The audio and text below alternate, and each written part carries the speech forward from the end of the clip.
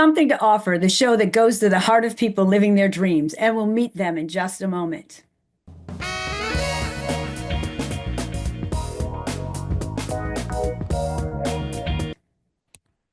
My guest today is an outstanding, remarkable, engaging, stunning visionary, bringing it to all her stories. She brings it. She's a storyteller through film. She's a director and a writer and has a film company with her husband.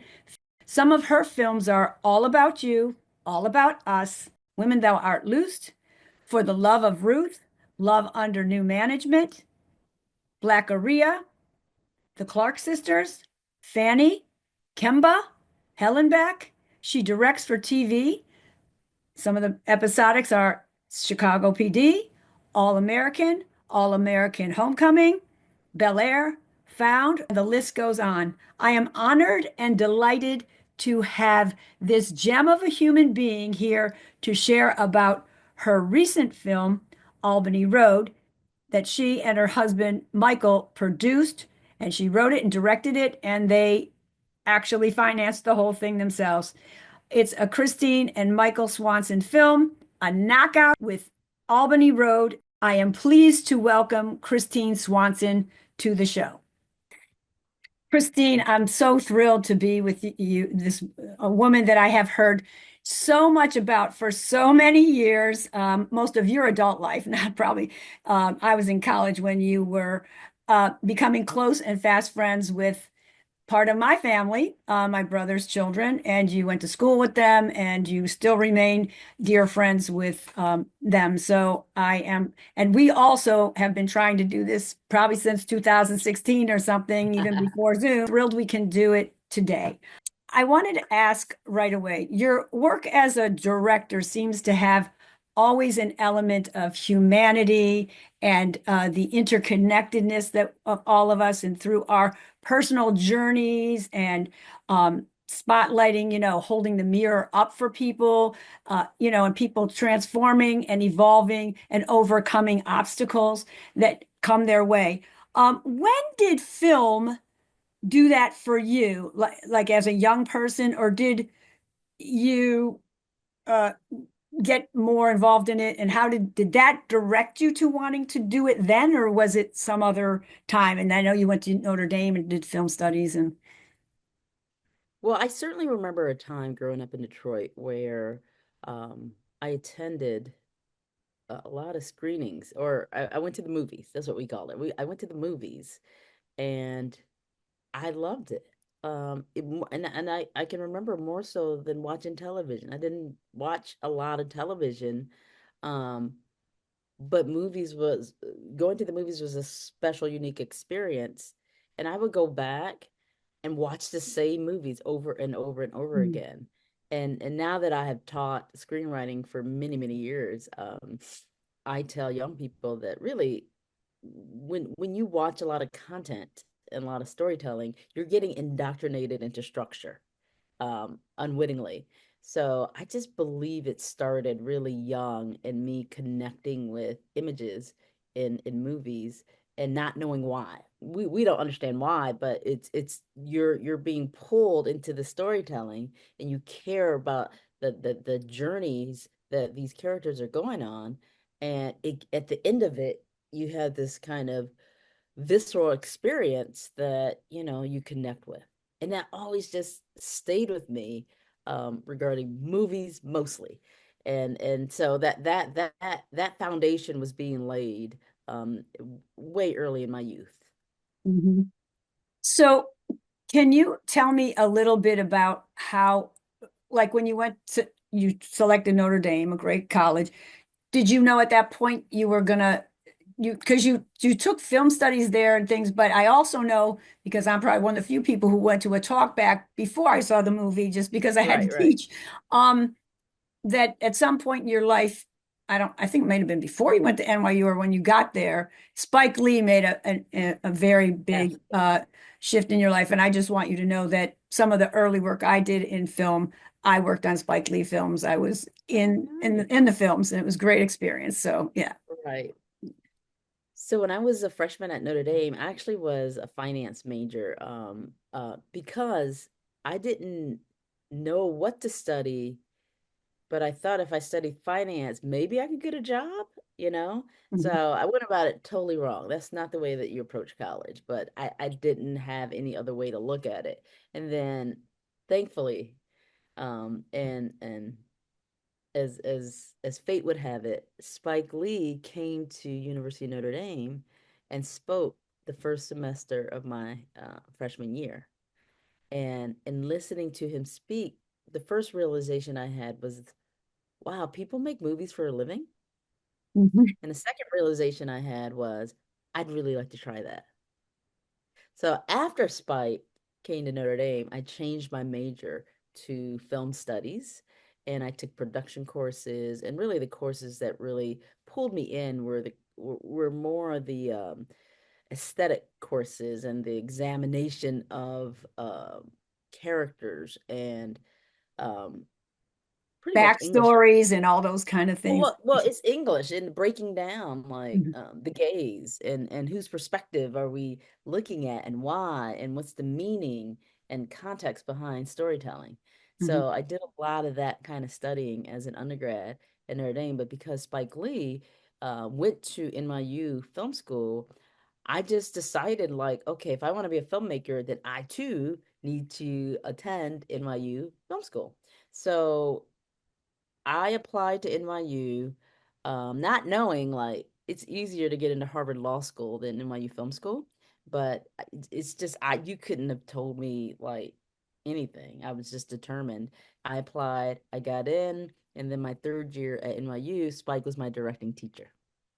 Right. And also, I know that I read that CNN also, as you were graduating, like highlighted you as one of the up Yes. and top coming filmmakers. And you met Michael at Notre Dame, but did he go to NYU too? But both of you, So what? I met Michael before I went to Notre Dame. He went to Notre Dame first, and I Oh, essentially was recruited by Michael to Notre Dame. right. And he too changed his major after he was like a government major, and then he changed it to film Right. production. And then And so I all, went to film school at NYU. Michael did not, but he worked at NBC at Rockefeller Center at NYU yes. in New York City because he had access to a fax machine and phone that made him the de facto producer, and we've been Yep. And he working cut his together. teeth with the best at NBC, I'm sure. I mean, he Yes, learned a he did. lot there. He And sure did. And ironically, he's senior VP of production at NBC Universal now in LA. yes. Yes. Yeah, it's amazing. And he's responsible for so many shows that are really wonderful and award-winning, Yeah. like Hacks and so many more. But when I happen to be on right now, so I don't mean me personally, but so you all get through college, you two, and you're doing your NYU, so I would call that your master's, and you're Yeah. doing this.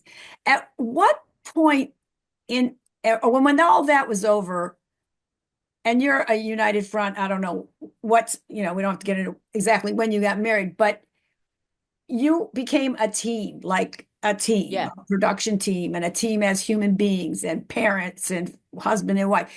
At what um, point did Oh, and I wanted to say I loved the short film on Legacy, the Notre Dame film you did with Yeah. taking Yes. all the children of several African American students that went to Notre Dame, who are few still. My brother Lou said it's Yeah. still few. It's not that many that Yes. you would like. Yeah. So it's brilliant, and it was wonderful.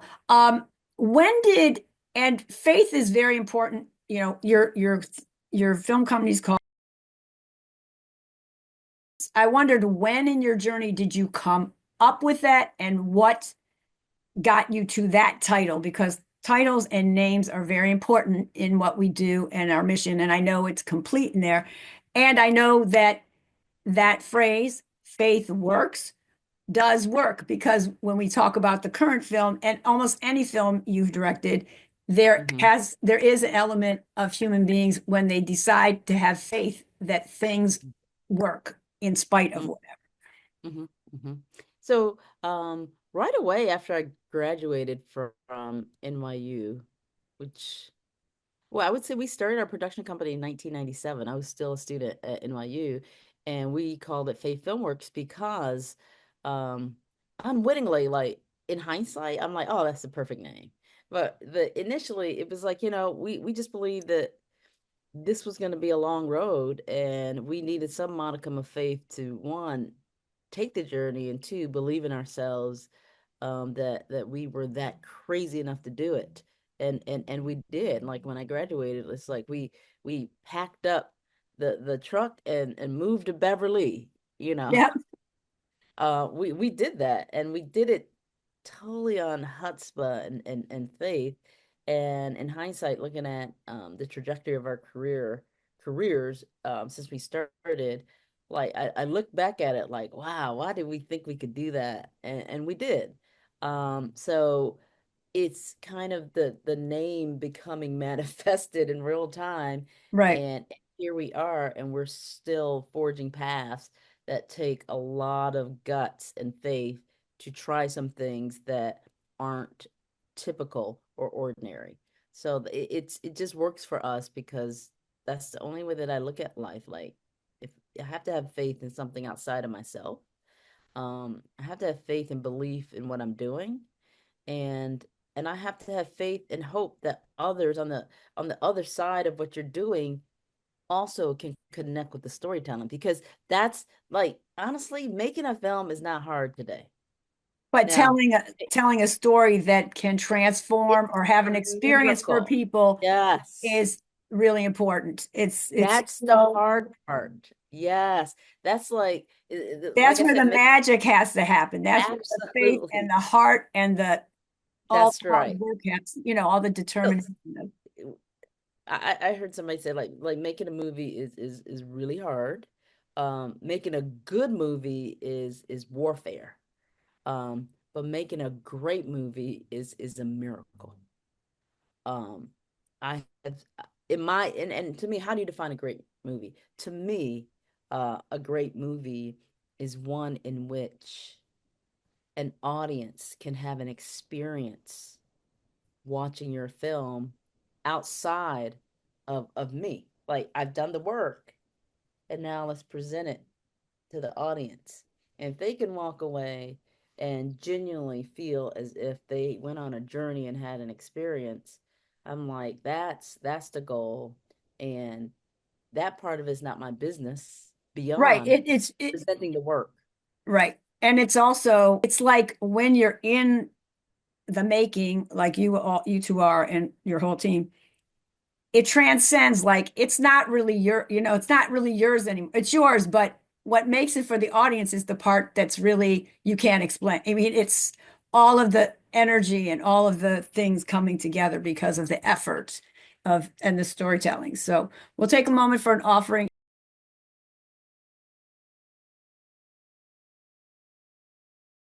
So, Christine, since we were talking in that realm and how to tell a perfect story and have things happen to the audience, we're gonna there's so many films you've done, and I did want to say that I loved watching the semi-autobiographical film this All About Us.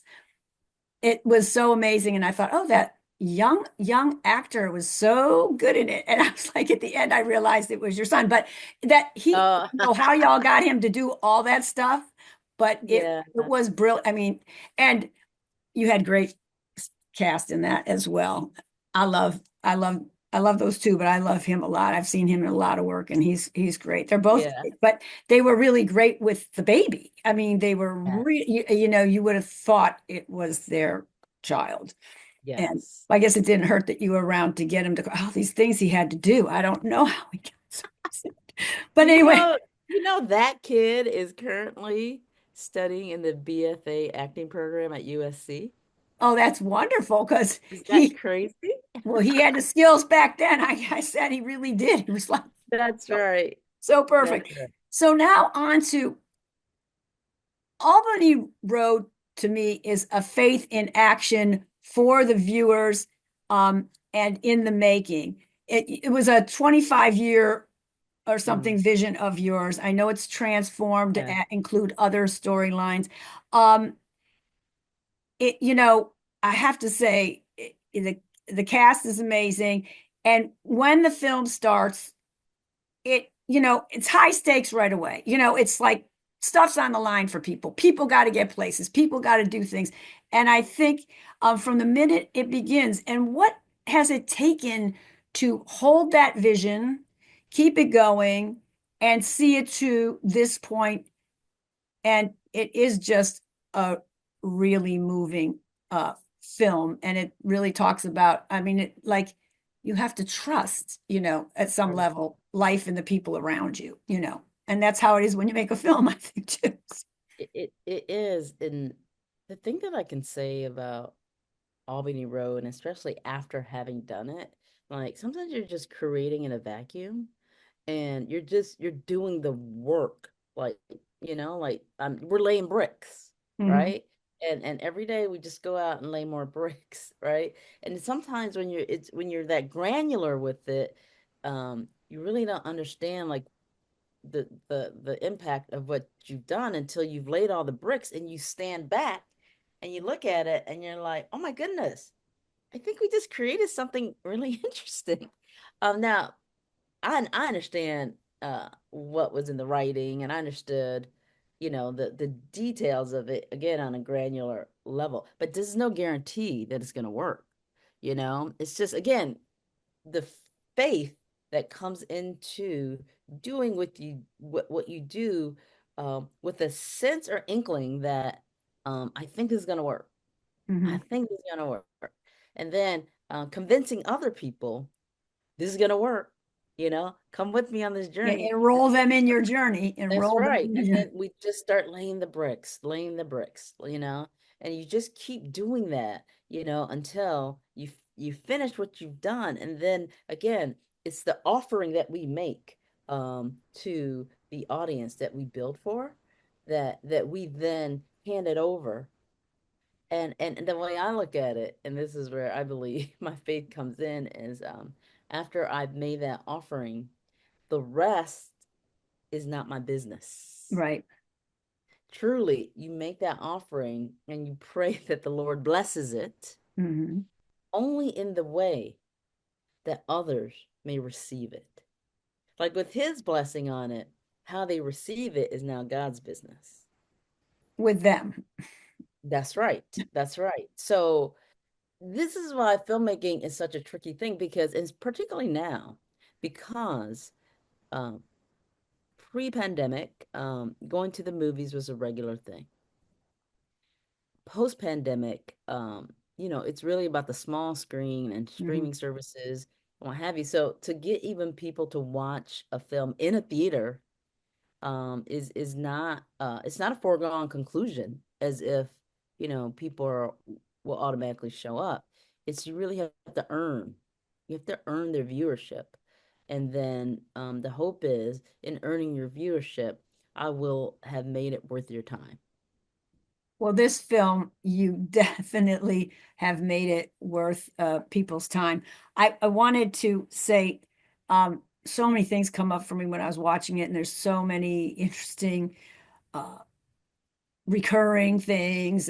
But I want to say that I think that it's like an actor's dream to do a Mm. film like this, because I studied many types of techniques, but Meisner, there's a simple thing. Everyone has an independent activity. You're in a place doing something until somebody comes in and interrupts it. And in this film, everybody's Mm. getting interrupted on the That's road right. they're on, whether it's Albany or in the house.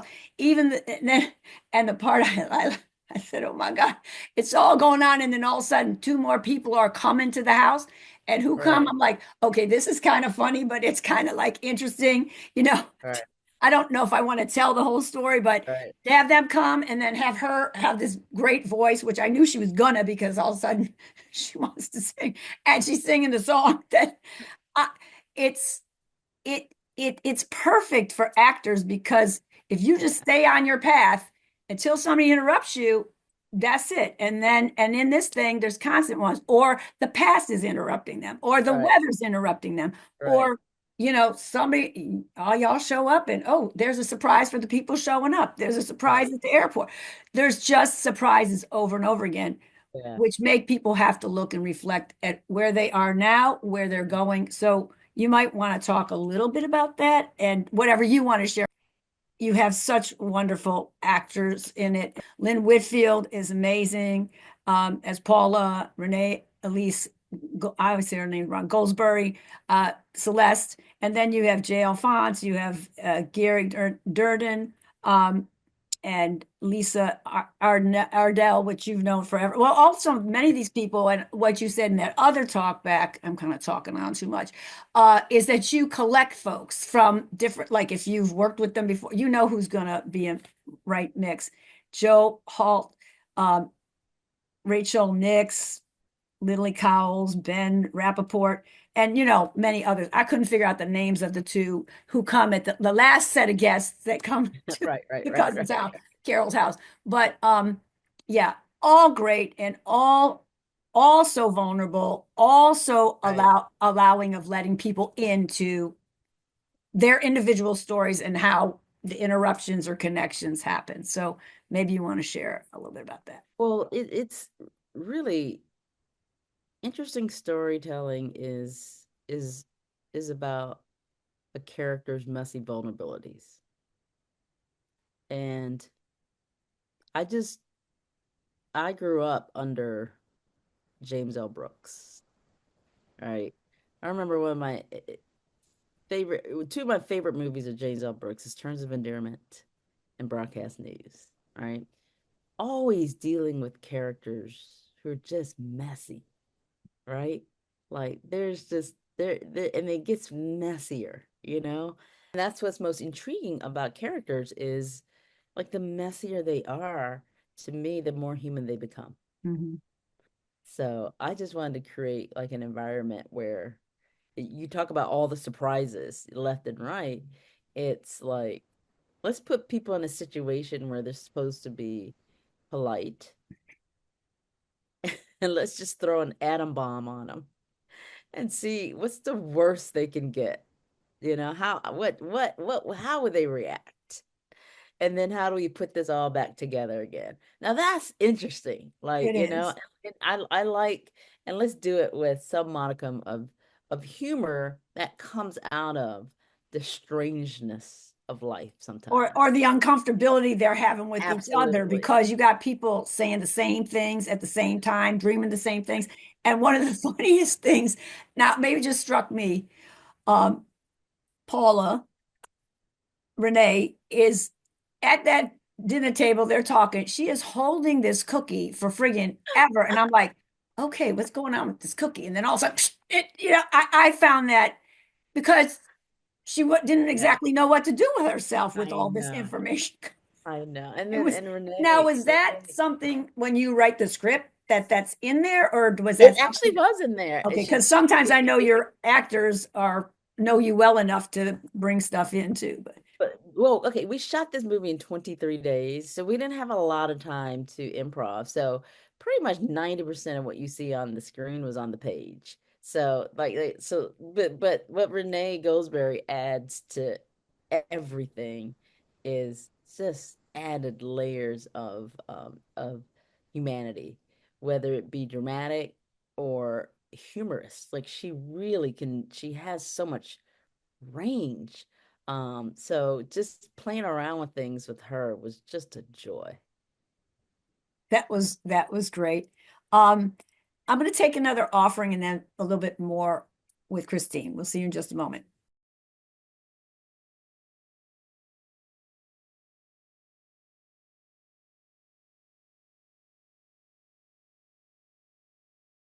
We're back. Thank you, Christine.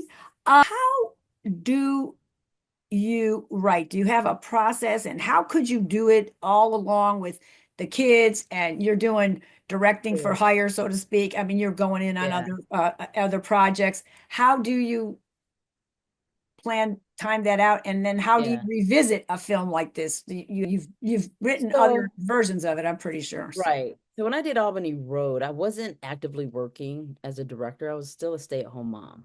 mhm, So, and not to say that's why I had a lot of time. I had some time and I had a different kind of time, but that really was the time that allowed me to write Albany Road. And like, so I probably finished writing that over 10 years ago.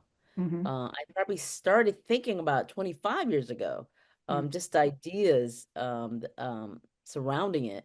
And then so that's a different era. When I so I have scripts that I wrote in that era that if I were to look at it now, I'm like, no way I can write like that Mm-hmm. anymore, because I had a lot of time to just rewrite. And then, at a certain point it got to where I thought this is good. And I just left it alone. And the Mm-hmm. script that we ended up shooting was pretty much uh the same as what I wrote. We did add a few elements to it once we figure out the casting choices, Mm-hmm. but beyond that, for the most part, it's the same. How I write today, because now I'm extraordinarily pulled in different directions. Right, because you work on One, other people's I writing, do. I films, direct. and then television. And Now I have to have a little bit more of a structure, and to help me with that structure, what I like to do is outline a story, because like just as a director, and just I'm vision I'm visionary, like Mhm. not in the visionary sense of the You word. visualize Visual. everything. I'm Mhm. visual. And I could be visionary, uh but because I'm visual, and because I'm a storyteller and a writer, most times I can see a movie in my head from start to finish. I kid you not. I see Wow. scenes, I see acting beats, I see images, I see it all like in my head. So what I have to do, the writer in me has to have the director in me sit down and write out, what do you see? So I just write it out in outline form, you know. This happens, this happens, this. So I'm writing all the beats, So you're and then writing and directing slash in my head, editing almost too. I in mean, my it's head, I all kid you three. not, I kid you, it's just that fluid, like the way that it works in my Mhm. head. So, because writing is a different muscle. And what happens is, if I were to just start writing first, I would be nitpicking and editing the writing as opposed to the story.